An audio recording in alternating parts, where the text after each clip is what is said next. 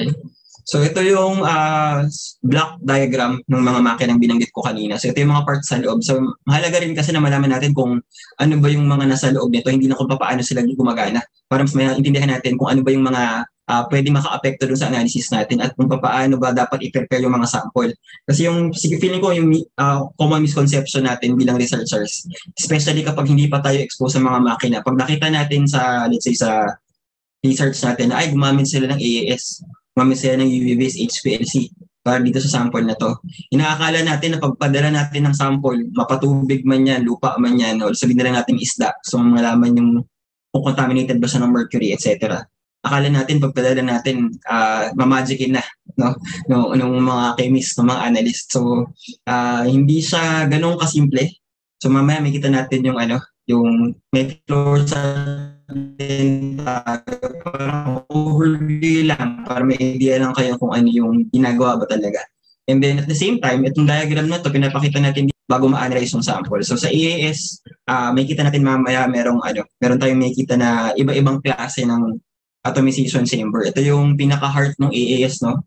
Kasi dito nangyayari yung pagko-convert nung sample mo into atoms. Sa ICP, medyo similar siya pero may konting kaibahan doon sa ibang parts kasi ang pinaka-advantage ng ICP over EAS, kaya niyang sabay-sabay na i-analyze lahat ng metals mo. Sa libro or sa brochure ng mga supplier, usually 70 elements or more simultaneously. So imagine kung gaano kabilis yun compared dun sa EAS na talagang pa isa-isa yung analysis mo bawat element. Okay? So yun yung advantage siya. Kaya kung nakikita nyo yung mga quotation, siguro kung magpa-quote kayo, mas mahal siya. So Flame AAS naman, dalawa yung main atomization chamber na ginagamit, dalawang klase. So yung typical na meron sa mga lab would be the Flame AAS. So mas mataas yung concentration na kaya niyang basahin, no? Ang detection limit niya ay nasa ppm level. Samantalang kung mas mababa yung concentration na gusto mong hanapin or gusto mong makita doon sa iyong sample, kailangan mong gumamit ng graphite furnace AAS naman. So parts per billion sa. So ibang setup to. So may mga laboratory, testing lab siguro, or mga research facilities na flame lang meron, iba naman graphite lang, pero may mga setup din na parehong existing yung dalawang atomization chamber na to. Okay.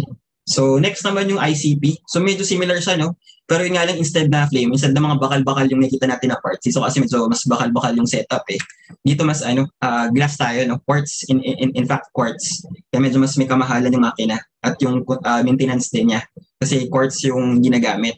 Pero yung actually ang maganda sa dalawang techniques na to, halos pareho yung preparation, yung kung paano mo piniprepare yung samples mo sa AAS, halos ganun din dito. With the advantage nga na simultaneous yung pag-analyze mo ng mga elements. So ito yung ICP setup natin for the nebulization chamber.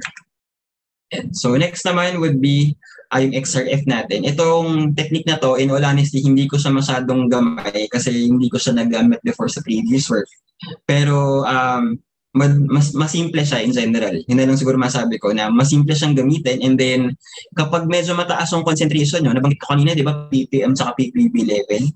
Pag mas mataas yung concentration ng mga sample natin, talagang mas mainam siguro na gamitin ito kasi hindi sinisira yung sample mo number one, saka kaya mong mag-analyze at the percent level ng concentration.